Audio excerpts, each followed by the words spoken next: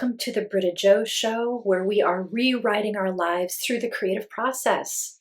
Today's focus is on changing the narrative. I love this idea of reframing stories, and I'd like to begin by sharing an experience that I had last week. I attended a presentation at the Vancouver Art Gallery here in beautiful British Columbia, Canada.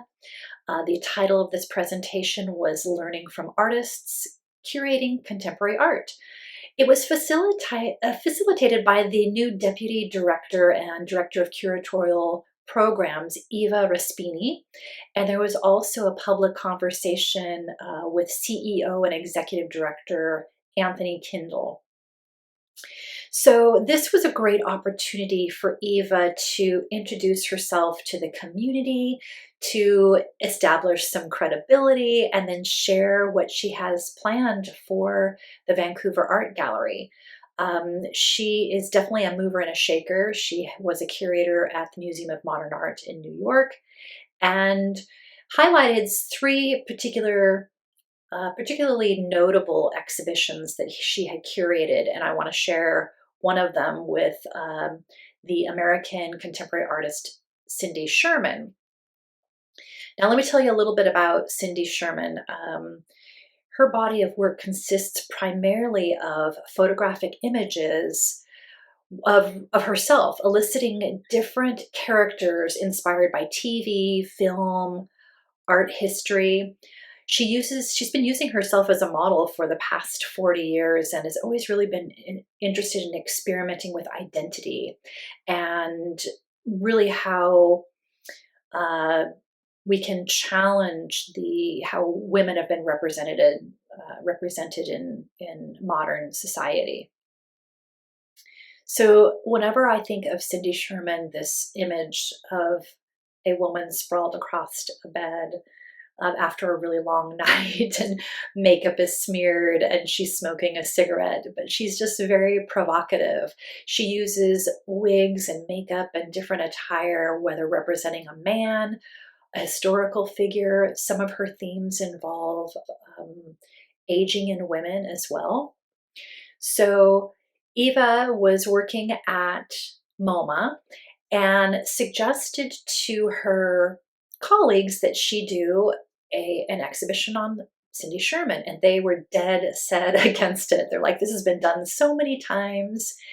And Eva was recalling on some of the research that she had done in her studies about Cindy Sherman and said, no, I want to do something different. So rather than creating an exhibition that was just really standard chronological, outlining her career as an artist, Eva based the exhibition on her different series. So there are various series in particular galleries that kind of just really created a whole new narrative, which I really appreciate. It was extremely successful as well. So I love this idea that Eva was changing the context of the familiar, and it really worked in her favor. So this really reminded me of my own studies when I was writing my dissertation for my master's degree in museums and galleries. This was at the University of Southampton's Winchester School of Art in England. And the title of my paper was How Does Exhibition Design Influence Art and Artifacts' Power to Engage Visitors? So I was really exploring how designers use placement and sound and light to really draw people in to the objects to give them a voice. And I want to share this whole idea of changing the narrative based on an exhibition that I wrote about called Mining the Museum. And this was 30 years ago now, but it's still very relevant. This took place at the Maryland Historical Society in Baltimore. And it was curated by Fred Wilson, who is a New York City artist, curator, political activist. His mission is really to confront and challenge perceptions of history, of culture, of race. And I had the great pleasure of speaking with him and meeting him face to face when I was working at the Tacoma Museum of Glass, and he was a guest artist. So that was spectacular. So the Maryland Historical Society gave Fred full autonomy on the content of this exhibition, Mining the Museum. And he also had access to all of the collections and the storage, which the collections have been formed since 1840. So there's a lot of good stuff in there, right? So his quest in his career is to explore and question cultural prejudices, creating new contexts for artifacts. And he does this through labels, through lighting, through sound recordings, and he's really a master at using non-traditional pairing of objects to have us question things. Here's an example. There was one gallery that displayed a globe with a wall panel that stated truth. And along the side were 3 pedestals that held busts of Henry Clay, Napoleon, and Andrew Jackson.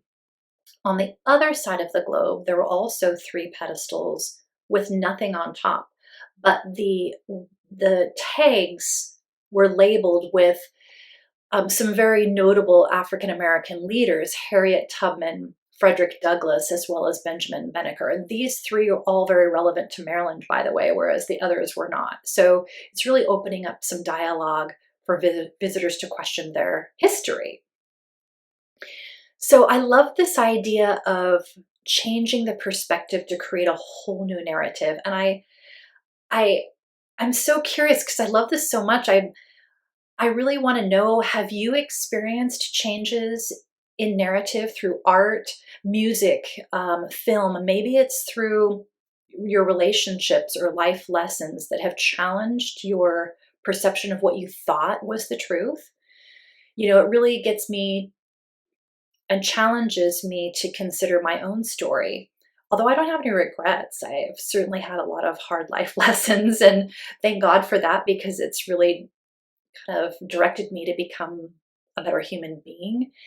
And these consistent lessons continue to lead where I want to go and shape me into the woman that I want to be.